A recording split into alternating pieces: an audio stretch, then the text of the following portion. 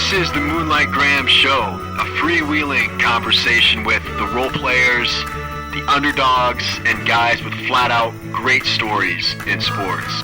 Hello and welcome back to the Moonlight Graham Show. Once again, I am your host, Tim Flattery, and we're going to have a little fun on the podcast today. See, back before the virus hit, back before quarantine, my goal with Season 8 of the podcast was to do more really unique episodes, to do more experiences. You know, we've done like Moonlight Graham happy hours. If you remember the Sam Moret episode where I caddied 36 holes for Sam, and we recorded that episode in the car. We've recorded an episode with Reed McManigal in a bar when he was trying to break the Guinness World Records. So we wanted to do more things along those lines, but then the virus hit and it kind of derailed a lot of what we had planned for this season of the podcast. But before the virus hit, trusty co-host Tom Griffin and I, we actually recorded an episode in a sauna. And the topic of the episode was everything that we hate about sports. And so the idea with this episode is Tom and I, we would sit in a sauna for as long as we could stand the heat, and we would have a list of everything that we hate about sports. You know, so often we talk about on this show everything that we love about sports, right? The role players, the underdogs, the buzzer beaters, the victories, the championships. And so we wanted to have an episode talking about everything that we hate about sports, the heartbreaks, the losses, the annoying teammates, all of that stuff. And that's what this episode is. So Tom Griffin and I, we sat in a sauna for actually about 45 minutes. And you know, you have these podcasts out there like Hot Ones, or you have Kevin Hart's got one where they are submerged in like a cold tub, and it's along those same lines here. And so we wanted to have like a physical element to it where you guys can hear us struggling through the heat in the sauna while we're discussing everything that we hate about sports. And we had a ton of fun doing it. We're also going to do a follow-up episode of this with everything that we love about sports with the same kind of concept. So let us know if you like this type of content, because it's new for us, it's different, but it was a lot of fun. And I think you'll hear that in our voices too. It was a lot of fun to record, and it was a lot of fun for me to listen back to. So I think you guys are going to like it too. And if you like what we're doing here on the Moonlight Graham Show, you guys know the drill. Make sure to subscribe to the podcast wherever you get your podcast, Apple Podcast, Google Play, Stitcher, Spotify. Subscribe and leave us a 5-star review. You can also follow the show on social media, Twitter, Instagram, Facebook. We'll even have a YouTube video. From the video, before my phone overheated, I was able to record 27 minutes of our conversation on my phone up in the sauna, so you can check out our YouTube channel for that. But enjoy this week's episode where Tom and I sit in a sauna and talk about everything we hate about sports. This week's episode of the Moonlight Graham Show is brought to you by the People's Company. That's right, they are back as a sponsor, because so often I hear from farmers throughout Iowa and throughout the Midwest who are listening to the podcast while they are planting, while they are harvesting. They're in their tractors, they're in their combines, which makes the People's Company a perfect partner for the Moonlight Graham Show here. As you guys probably well know, the People's Company is based in West Des Moines, Iowa, but they've really grown to be one of the nation's leading providers in land brokerage, land management, land appraisal, and investment services. These guys, and I know Andrew Zelmer and Matt Adams over there at the People's Company, these guys live and breathe farmland, farm management, and they know that industry better than anybody. So if you're looking to buy a farm, sell a farm, having an auction coming up, call the People's Company. They are the best in the business. Check them out at peoplescompany.com. I can feel it. All right, welcome back to the Moonlight Graham Show. For those of you that are watching on video, my trusty co-host Tom Griffin and I are currently in a sauna. We thought it'd be a fun idea to record this podcast from a sauna, so that's what we're doing today. The topic of today's episode, the episode du jour, is everything that we hate about sports. And we heard a lot of comments online on both Twitter and Facebook from this, and so Tom and I put together some of our own lists, and so that's the topic for today, everything that we hate about sports. We're doing it from a sauna because, of course, you know, sometimes you just hate to be sitting in a sauna as well. Well, what better place for hot takes than a hot space? That's right. That's right. And so as we're preparing for, season 8 of the podcast here, everything that we are doing moving forward with the Moonlight Graham Show, we're trying to be creative. We're trying to be unique. And so everything that we want to do here, we're going to take some chances, Tommy. We're going to take some risks. And that means, putting on our St. Edmund Wrestling sweatshirts, getting into Still a sauna. fits. We should, I guess, give a shout out to where we're at. We're not going to say his name because he's a very wealthy guy here in West Des Moines. He likes to stay private. He doesn't want people to know how much money he has and that he has a sauna inside of his house. But we're at his house right now. Great friend of the show. I just said Mr. Biggs when I was going past the security gate, and he just lifted the arm right up. Yeah, there's a security guard outside. There's a nanny. We had to get past the nanny. Anyway, should we get into our list, Tom? I think so. I've never felt more prepared for anything in my life. All right. So let's get into our list of things we hate about sports. So often, especially with this podcast and everything out there, we're always talking about things we love, right? But part of the beauty of sports is that the losses, the heartbreak, the rivalries, all of that stuff are reasons that we hate sports. And hate is sometimes maybe more powerful than love. A loss hurts more than a win feels good. And so that's what we want to talk about today. Tom, the first thing that I had on my list of things that I hate about sports was the anxiety that you feel before a track race. You remember track and field in high school, or even I thought about this for starting pitching in a baseball game too. Like the hour before the race, or maybe even the 2 hours before a track and field race, is the worst feeling that you could ever have. And I don't think, even today when I go to a track meet, I get sick to my stomach with the anxiety. I think about the exact same feeling for like a wrestling tournament or something. You'd go to weigh in, you'd see the guy that you got to face, and then it's just my stomach would turn, and I would have to just take some time in the locker room away from everybody because I'm just feeling miserable, and you get the cold sweats and you're going up there. It was just the worst feeling in the world because it's like that anxiety, the anticipation. The other thing, standing in the batter circle when you're on deck. Oh, yeah. Watching the pitcher, watching the guy ahead of you, trying to get a feel for it. I would always say, mother my confidence, pray for me, over and over and over, because I'm just trying to zone in or something. I don't know. Makes my stomach turn. But it's also, I loved playing baseball. I loved wrestling. Right. Just those nerves. You can never get that feeling from anything else in life. And I should, for the listeners at home and for those of you watching here on the video, it's about 105 degrees in here right now. So it's not overly hot right now. It's going to be getting hotter as we go. As our takes get hotter, this room's going to get hotter. And so you're going to see us sweat a little bit. Tommy, what's first on your list on things you hate about sports? I think just building right off that, I think one of the first things I hate now as not being an athlete anymore, as being a fan, is that anticipation for a big game, kind of playing along the same thing. And then I can think about my Green Bay Packers or the Iowa Hawkeyes when the game's over. It could be the third quarter, it could be the fourth quarter, and it's not your day. I get to the point, I have to turn the game off and walk away. Yeah. So you're saying when the game is just out of hand, but it's still going on, and you know it's still going on, but you're just making a choice to ignore it. Yes, and it's they've lost. I can't do this anymore. Packers Sunday Night Football, I will go to bed and just lay there because I can't watch the game anymore, but I can't sleep because I'm so pissed off about how the Packers are doing. My number 2 is missing free throws. So whenever I watch a basketball game, it just drives me nuts. Growing up, my mom played basketball. She went to the state tournament in 1978, the only St. Edmund girls basketball team ever to make the state tournament. My mom goes to the line, makes 2 out of 2 free throws, and so she feels all high and mighty for the past 40-some years that you got to make your free throws. She made her free throws at the state tournament, and so whenever you're watching a game with my mom, she always says, you got to make your free throws. You just got to make your free throws, and she's right. And it drives me absolutely nuts when people miss free throws. Well, leave it to the most elite flattery athlete, Deb. Always been my favorite. She pushed us over 110 degrees. I don't know if you noticed that. Yep, we're at about 112, 113 degrees right now. Debbie and free throws took us over 110 degrees. What's number 2 on your list, Tommy? Number 2 on my list, and actually this came out of a conversation with a buddy today, is that guy. I hate that guy in sports. When you're doing something, and I'm not talking about, high level competition. I'm talking about rec. I'm talking about ping pong or something like that.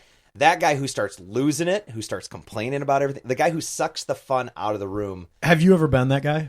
I am very competitive, but I think I eat it. I think I kind of grit my teeth and just, I don't take it too seriously. I don't freak out, at flag football or something like that. I know, I know exactly what you're talking about, and I hate that too. And I also know that I've been that guy a couple of times. I think there's a difference because I'm trying to be nice to you because you're the one, I'm here talking about. No, I'm talking about the guy who spikes the basketball off the wall and you have to go chase it down. I'm talking the guy who loses temper, who's yelling the F-bomb at the pickup basketball game, that kind of thing. I'm thinking alumni basketball tournament games when I used to actually play, and the guys who didn't even want to shake your hand afterwards. Right. That guy who strips the fun away from everybody else. We are now at 115 degrees if you're keeping score at home.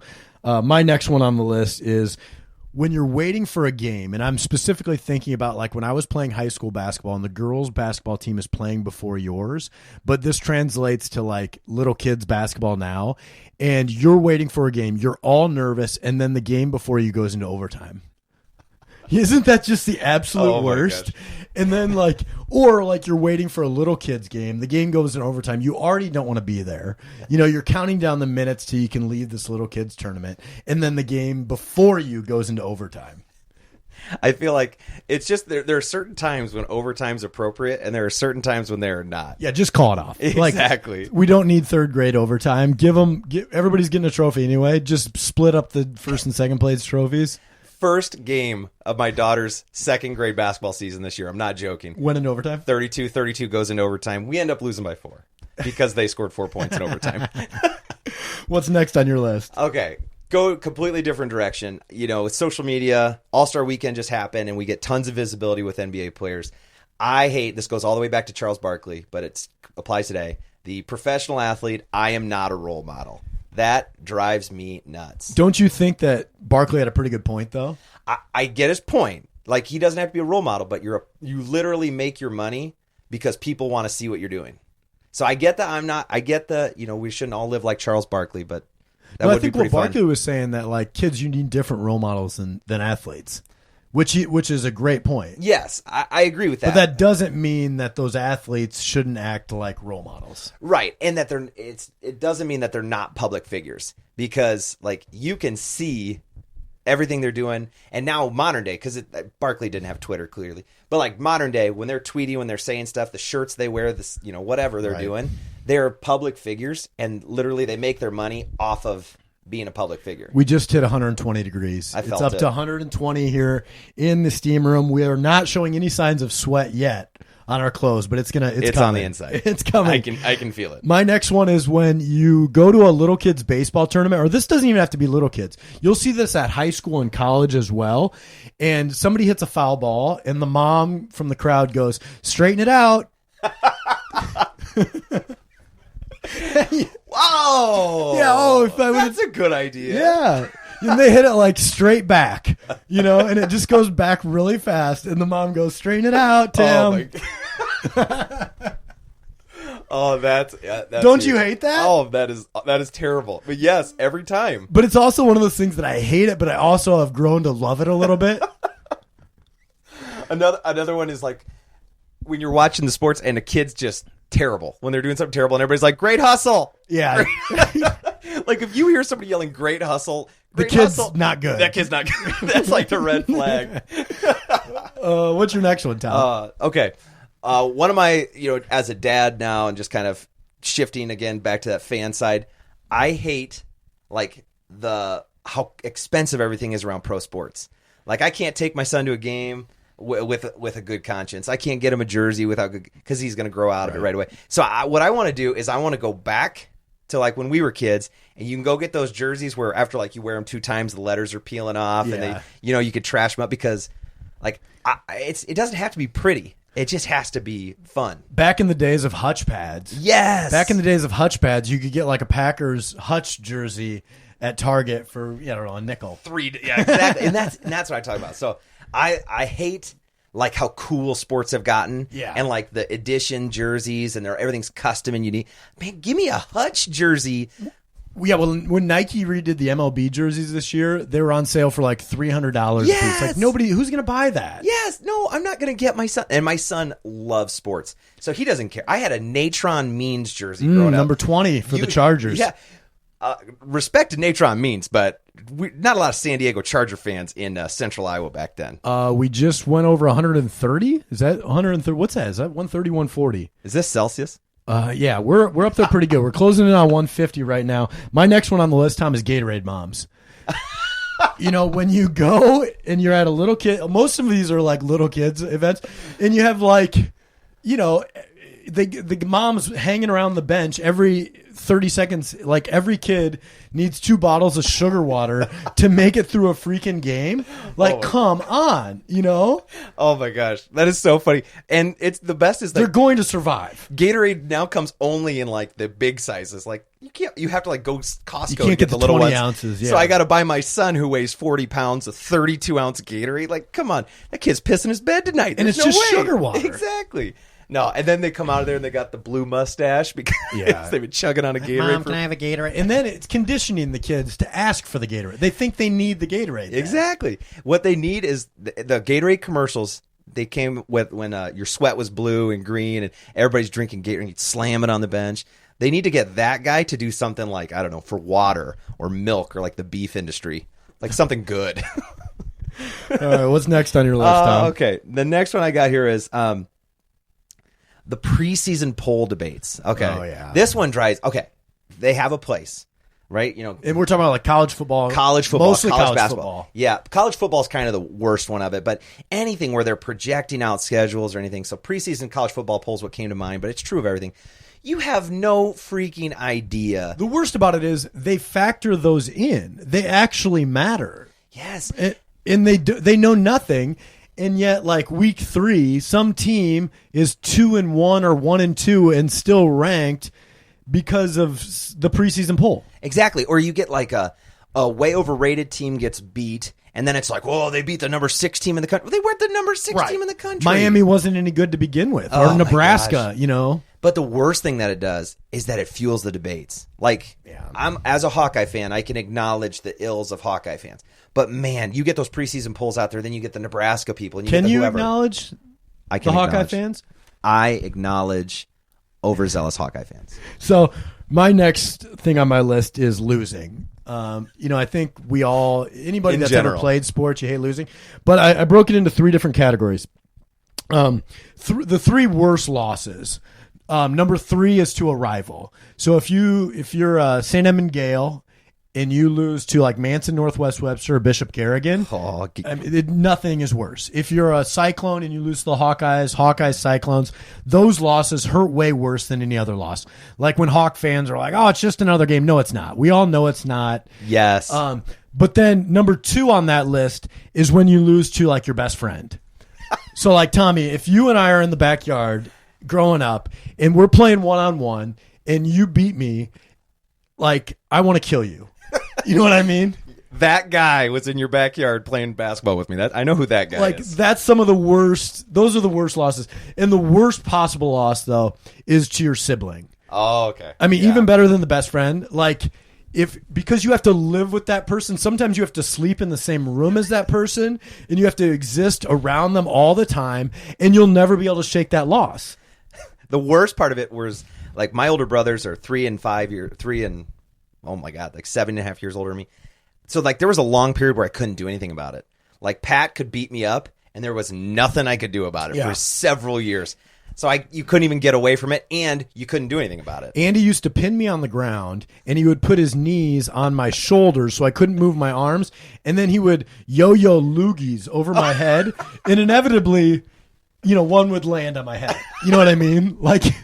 You guys are still friends somehow. Yeah, we're the best men in each one of our weddings. Impossible. I don't know how that works. The abuse. You overcame. There's some type of it's a traumatic syndrome, right? Now, I'm going to piggyback on here. I'm going to go the worst loss, and then I'm going to go 1A. Okay. Spouse. Oh, no. Oh, my gosh. My wife is a good basketball player, so anytime we're, like, shooting around, and she beats me straight up, like, there's nothing I could do about it, it's like, yeah, great job, honey. I'm real proud of you. We are now at 150 degrees. Tom, what's next on your list? The next one on my list is social media coaches. Oh yeah. Oh my god. Wait a minute, like actual coaches on social media or people that think they're coaching people through that think they're coaches. But coaches on social media are sometimes pretty bad too. Okay, we'll go two paths here. The first path is the Hawkeyes are losing, and you got Tweedledee from North Central Coast, whatever, and they're like, throw it to the tight end. No, that's a great point. That coaches had never thought to throw to a tight end. That's an innovative play call. Well, it's like for Hawkeye football in particular, it's always like we run the ball, punt on third down, like this stuff. And then the moment the quarterback throws an interception, it's like, why do we stop running the ball? Exactly. We have the best line in the country. Why do we stop running the ball? But then they run on 3rd and 6 and end up 2 yards short, and they're like, wake up. Reinvent the offense. Kirk Ferentz, this isn't the 1980. Then at the end of the season, invariably, right? If you go over 20 years, Ferentz's record's solid. You're getting shiny up here. I know. If you You're starting to see some of my power alleys here. You go over, then at the end of the year, everybody's like, Kirk Ferentz averages 8.5 wins a game. Nebraska would kill whatever. So during the game, Kirk Ferentz is a moron who can't do anything right. But because one time you played Pee Wee football. I'll come back to that one. And then then you got a big man on Twitter tweet it out. That drives me nuts. Okay, then the other side of this is I feel like there are a couple coaches who do Twitter well. I like Lane Kiffin is doing a real good job. Twitter. Jack Del Rio does pretty good. He's got some consistent stuff. The strength coach, I'm forgetting his name, from Alabama, Scott Cochran. Yeah. That guy, he's got some good stuff out there. But I cannot stand, this is a whole other one. I'm going to go there. I cannot stand like the crybaby Twitter perspective. And I'm just going to say it. The apology letters from the Big 12 to Iowa State, the Jamie Pollards. Oh, yeah. Jamie Pollard has done great things for Iowa State. That drives me nuts. He knows how to troll Hawk fans on Twitter. He's really good at that. He I don't know how much time of his day is dedicated to that, or maybe he just has his high school age kids help or something. But that, oh my God, that drives me nuts. My next one on the list is when you're like running, and say it's a track meet or it's a half marathon or you're in some race, and in your mind there's another gear to go to. And yet your body doesn't respond. I think that's old age. I know, but I remember there was a moment in high school when I was anchoring the 4x4, and it was me versus Jason Zier from my boy. From that's my buddy. And we were neck and neck the whole way.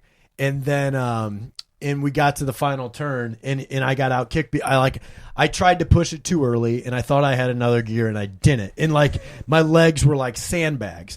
And then, recently I was just on a run and I tried to do the same thing. And like I felt like I was working way harder and I wasn't going any faster. I can tell you this right now. Jason Zier is in the same position you are now. But I am going to hear about this a lot from him. And going back a few, he's a freaking Manson guy. And so we still bet on that. That's why I haven't slept. I haven't had a full night's sleep in like 17 years because of that. God. I guarantee he is gonna rest easy tonight if he was aware of this conversation. What's next on your list, Tom? All right. So the next one on my list, we're starting to sweat a little bit too. Visible sweat. We're at about 162 degrees right now. I think it's 162 exactly. Okay. Next one on my list. So just for clarity, I coach 8th grade football. And I never would do this. I cannot stand when somebody calls into Murph and Andy or tweets or something. They're like, all right, now I coach football, but and I think Kirk Ferentz. No. You don't coach football. You coach 8th grade football or youth football. Or they're an expert because they coached their kid for a couple years. Exactly. Oh, on my basketball team, blah, blah, blah. Oh, who do you coach? The Dodger Comets. They're 12 and under. No, You don't coach then. Now, that drives me nuts. And they try to sound like legitimate. Come on. My next one is when there's a hard practice tomorrow. And most of the time you know it coming into the week.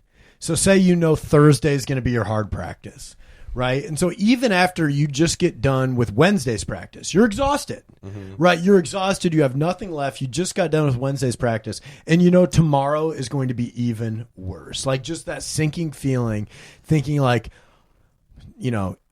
hours from now, I have to do this all over again. It's going to be 100 times worse. Or that moment after a loss, you're on the bus and the coach goes, well, We're going to have to work on that one tomorrow. Right. You guys had our heads low in the fourth quarter or something like that. And you're just like, what the hell? Get your asses ready for Monday because you guys are going to get it. Oh, And you're my like, God. Oh, Yeah. no. God, it just...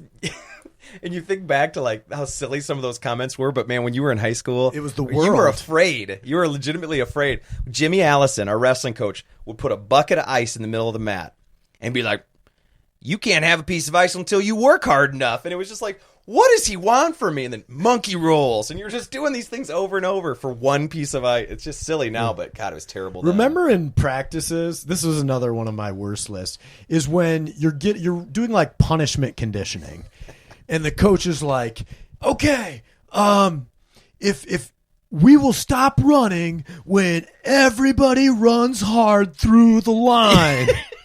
And then like I use that. and you can hardly move. Like you can hardly move and you're just like, oh, and you're running and you're through the line and then coach is like, we're doing it again because number 54 did not run through the line, and you're all like, God dang that kid, Yeah. and you all want to like kill that guy. Oh my gosh. I do that to my players now. And I'll tell you this little secret. Okay, this is a hot take from a coach. Most of the time we're lying. Nobody was loafing or we didn't catch anybody, but we just want to do it again You anyways. just want to abuse them. My favorite. We had rough childhoods and we're taking it out on you. Yeah, exactly. We can't call this punishment because that's wrong now. Oh my God. Or the line when everybody's going, the faster you run, the faster you're done. Right. Oh, come on. Yeah, and the more it hurts. Yeah, or like back in my day, and it's like, Coach, come on, get down and do some push-ups with us or Right. whatever. And it's like, nah, it's not happening. What was yours, Tom? What's next on your list? All right, next one on my list is kind of a different one. It's kind of newer. It's mostly NBA. It All-Star Weekend got me thinking about ads on jerseys. Oh yeah. I hate the ads on jerseys. NFL, you're starting to see them on the practice jerseys and stuff. Everybody's selling out. Oh man, and it goes back to the cost of sports, right? Like the contracts are so big, everything's so big, so they have to do that. I just hate it. I think it looks dumb. I think it cheapens it. The worst one, like you see the Celtics jerseys with GE logo on Yeah. it. Some of these are really, really bad. The Wish on the Lakers. The Wish on the Lakers. Like the Magic have the Disney logo, which actually makes sense because it's always like the Magic kind of felt like they been owned by Disney the whole time. Yeah. Yeah, that's a good one. My next one then is kind of something you mentioned earlier, but when you're playing golf and like you triple bogey the first 5 holes and then you're like, I got to be out here another 3 hours. My round is already toast. Like I've spent $100 on this round or what, $60 on it. How much beer are you drinking when you golf? And, no, I'm just like, some course, it's expensive. Golf's an expensive sport. And like your round is over. You want to get out of there, but like you have to keep playing. I'm going to go the other way. I hate it when you're golfing because I'm a terrible golfer. And then you have that one shot, that one like amazing. And then you're like, now I got to keep playing. I got to come back again because that gives me hope. Love, though. That gives me hope. I dream of those one shots. I can picture myself holding my 3-wood right now and hitting one of those shots. I've had one hole of golf in my life where I scored better than a good golfer. And he right away was like, you beat me on that hole. And I'm like, you noticed. you noticed. And it felt good, but now I know I can't do it again, so it drives me crazy. We are up to about 180 degrees in the sauna right now. Tom, what's next on your list? I got to be honest, like the hotter it gets, the more I have to look at my list because I keep forgetting. It's kind of distracting. Okay, this is a recent one, and this is an actual hot take. I hate anyone who hates on the XFL. Oh, the XFL is awesome. Embrace it, baby. It is so fun. The only critique I would have of the XFL is we don't need any more football. We don't really need it. Oh, no, but it's awesome. But that's why it's the XFL. It's the extra football league. It is America, all right? Like, we have to embrace it while we have it. I like any comparisons to the original XFL need to go out the window. Like the cheapy pro wrestling, kind of like the trashy version of it. Like they've cleaned that stuff out. It's just a fun football game to watch. They need to clean up the quarterback play, but let's encourage it. Let's get it going. It's fun to watch. My next one is when you can't throw strikes, and you're on the mound Every time I ever pitch, and inevitably that same mom that is yelling straighten it out is saying just throw strikes, just relax and throw strikes, and you're just and you're like it's gone. You're on the mound and you just have no idea where the ball is going, and it's such a defeating feel. There's no lonelier place than the mound, especially when you can't find home plate. oh my gosh, And the worst thing is everything stops. Everybody's looking at you. Yeah. It takes a couple extra pitches to get a guy or whatever's going to happen. Yeah, I didn't pitch a lot, clearly, for exactly this reason. But I can remember being out in the middle of the diamond in Algona playing for your dad, and he like threw me a bone to let me pitch, and I was like, "How do you throw a strike? How do you throw a strike? How do you throw a strike?" I was like trying to make my windup be the same because I'm like, there's got to be a way to like get in a groove. There's some trick that I haven't learned yet. What's next on your list, Tommy? Okay, so again, this is everywhere, and social media really like focuses on it, but like. The mom yelling, hustle, throw strikes. The parents who yell at the refs. If it's not a professional ref, give them a break. Now, I get the NFL or college sports or whatever. Like, those guys are paid to be good. There's almost no youth refs anymore, Yeah, and there's a reason for that because they've taken so much abuse. But you're right. But it's so hard because I remember when I was coaching middle school basketball, I went into the season thinking I am not going to be that guy that yells at the ref. The problem is, once your kids start getting abused, like once some other 7th grader throws a punch at your kid and no foul is called, or a foul is called on your kid, it's like, what? It's really hard. I think but I totally agree with you. I'm just saying sometimes it is really hard. There's a difference. So we've had games, again, I coach middle school sports. I get this. Okay? You get it, Tom. It's like me and Les Miles. The temperature warning on your, oh man. Oh, the temperature. Your phone's overheating. You gotta get it lower in the room. I'm thinking just about had to shut down the video component because the phone overheated. We are legit at 190. We're at 190 degrees and now. We're gonna have to selfie because it's getting legit in here. I'm thinking about though, like if they blow a call, like literally there are certain things you can't do, and a guy misses it. It's like, come on, get that guy. Oh, It's his first game, help him out. But on the backside of that, like if it's a high school even game and you're telling kids like. You're yelling at kids or if you're yelling at the kid referee, or if you're yelling at a guy who I don't know, some grump who sells insurance all day and then goes to ref a foot. No, but he's not a freaking pro. He's doing the best he can. He's not legitimately screwing your kid. Yeah. No, I get that. My next one, Tom, is what we've done with our Sundays. Oh. In the land of Opie Taylor, back in the day, Sundays were for church and family. Right? Those were the things that Sundays were for. Now Sundays are for consolation championship games at 8 in the morning, 9 in the morning. And I don't have any kids yet, but I really want to draw a hard line on like my family. My kids do not play sports on Sundays. Not play organized sports on Sundays. We'll take batting practice. We'll play in the backyard. But we do it with families. I get so sick of how Sundays are spent now at large facilities with 100 basketball courts or volleyball courts at them, or at baseball fields. I'm not about that. No, and in this culture we're in, I really respect the parents who bring their kids to church in uniform because they're trying to make it all work. I don't. Oh, I don't. This like is that why we're in the sauna right now. It's this is a hot take because what's that telling the kid? That your baseball uniform is more important than dressing up to honor the Lord if you're going to church. But what they're really saying is like, no, we'll get out of there quick. Wear your uniform. It's like, because the sports are obviously more important. I think, okay. I agree with the points you're making, but because we're in a sauna, I'm going to disagree. I think I appreciate that they're doing it. I think, because we did it when we were young. I remember going to church in a baseball uniform. I think a big difference is I think I blame the culture around the sports more. Like this military industrial youth sports complex with like the I-9s that have 90 basketball courts or whatever, like you're describing. Like when you're playing baseball and there's 3 diamonds and it's like a rotation and they're just scheduling the game or whatever, that's one thing. But when it's just these like made up tournaments and it's like leagues and stuff. And they're like February baseball tournaments and stuff. So I think I'm giving the benefit of the doubt to those parents that so much of this comes back to parenting. Like my kid's faith won't be based on, and I know you wouldn't say this either. My daughter's faith and belief isn't going to be based on her coach. Like it's going to be based on her parents. For sure. So hopefully they're having that conversation like, you will go to church. You will focus on, whatever. Yep. We can do both. But I think, I'm opposed to the Sunday morning I don't think a stuff. lot of parents have thought it through that much. Mm-hmm. But I'm a big believer that like you can't trick kids and you can't fool kids. And kids will figure it out really quick, like what mom and dad care more about.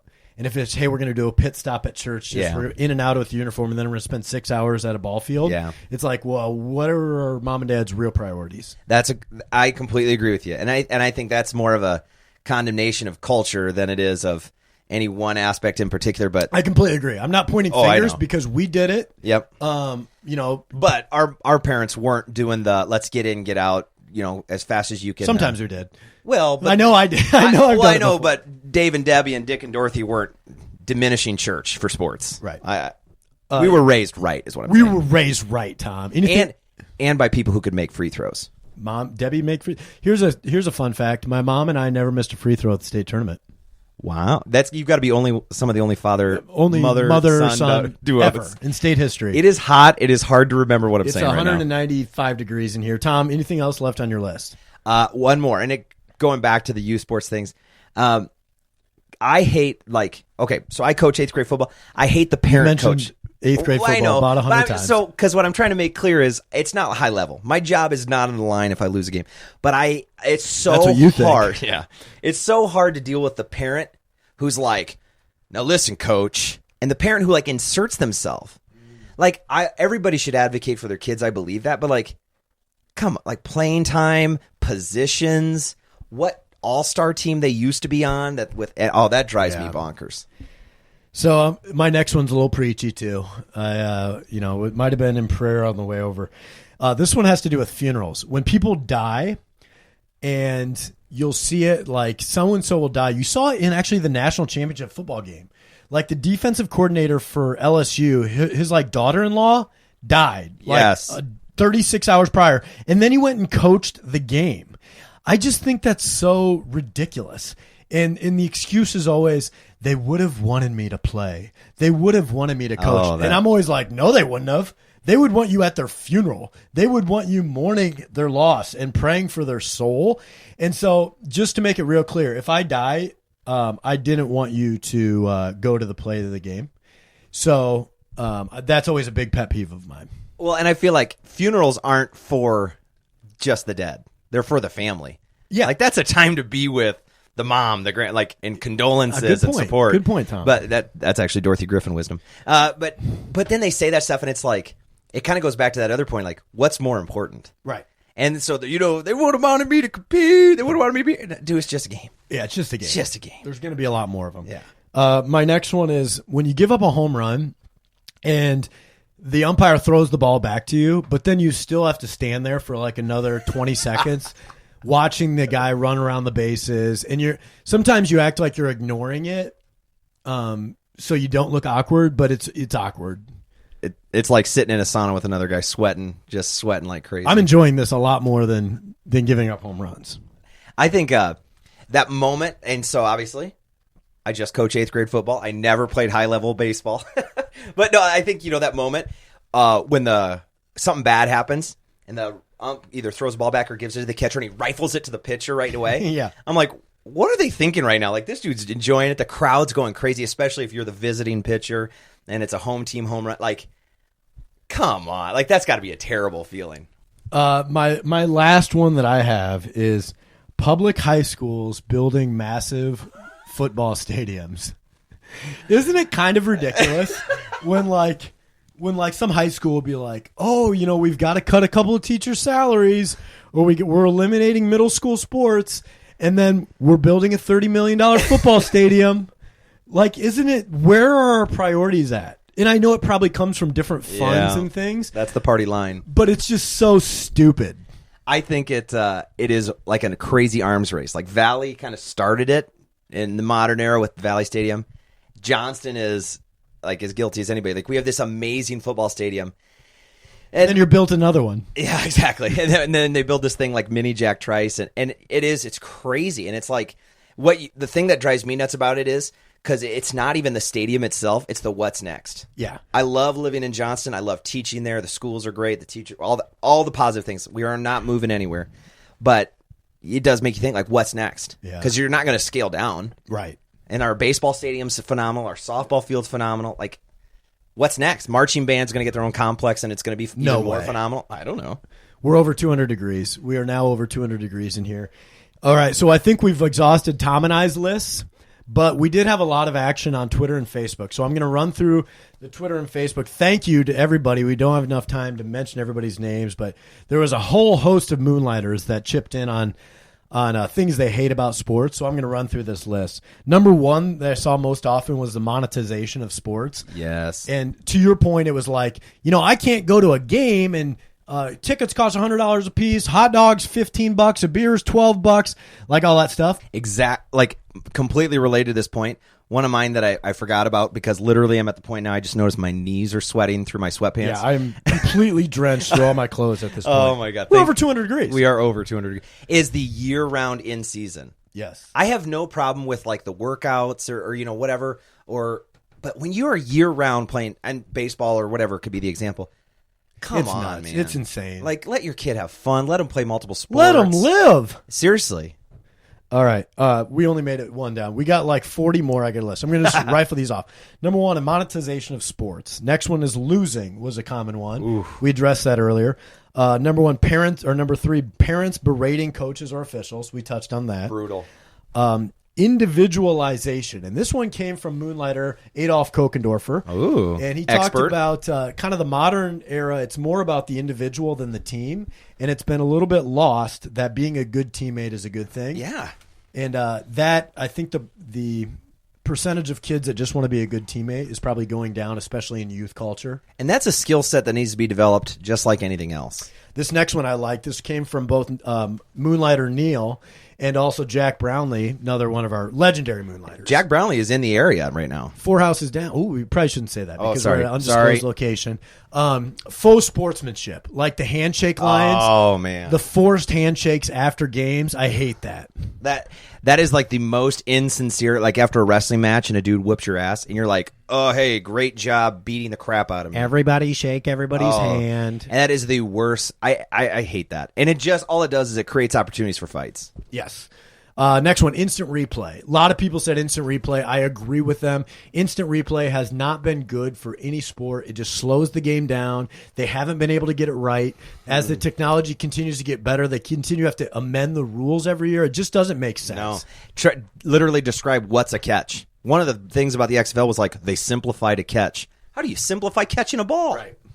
Yeah. Okay. We got to keep going down the list. Coach speak. Another one. That was a good one. Another one said winning on the road is tough. That is hard. That's what it is. It was a Hawk fan, and they were talking about basketball. Yeah. Tough for the Hawks to win on the road in hoops, Fran. Number 9, fans. I think most people hate fans. But at the same time, like, we're also fans. Yes. So we hate ourselves. You got to have the healthy balance, but that's part of being a fan. Cody Solverson, great cross-country and track runner, he said people comparing rules across sports. Oh, my gosh. Yes. I don't even know what that means. I hate it when they're like, well, in the NFL. Oh, yeah. Oh, come on. That drives me. It's a different league. Concession prices, we touched on that. Officiating a charge versus a block call. That's a tough one. Never been there. Right? It's tough, especially in college basketball. Like, who knows what a charge and a block is? Good point. Rex Chapman is the only one. Rex Chapman, good follow on Twitter. The next one, we have commercial breaks. Similar to instant replay, breaks up the game. High school needs a shot clock in basketball. Oh, come on. Absolutely. Profiting off of kids and youth sports. We touched on that. You are dripping all over your microphone. I know. I'm just drenched right now. Iowa State's black uniforms. Yeah, what are they trying to do? And also, just uniforms in general. The fact that, like, we think kids are so stupid and fans are so stupid that we got to make new uniforms every year. Owners lacking curling coverage. Not enough curling television out there. Give the people what they want. The NBA regular season is too long. MLB blackouts. Officiating in college hoops once again. Cheating in sports, which actually that was submitted by our friend Ryan Vogt. Who's a huge fan of the Yankees, who are maybe the biggest cheaters. They're just doing the best they can. Behind the Red Sox and Astros, the Yankees are number 3, so he has no room to talk. Number 4, the fact that in Iowa State, in Iowa do not play Drake and UNI every year. Yeah. Players make too much money. Yep. Don't hate the player, hate the game. No, exactly. Why wouldn't you if you're them? Politicization. How do you say that? Politicization. It's 200 degrees. Say it however you want. Politicization of sports. So probably like the Kaepernick thing. Yeah. Trump going to the Daytona 500. Yeah. That type of stuff. And it's both sides, and it's not. It's just too much. It is too much. The last couple here, I do have a couple of more here, Tom, before we wrap it up. I could stay here all night. Not selling beer in college stadiums, but selling it in VIP sections. Yeah, that is like classism at its worst. The Astros, and uneven punishment for the same violations. The Astro story is like the most confounding one of all time. If you retaliate, you're in more trouble than if you cheat. Right.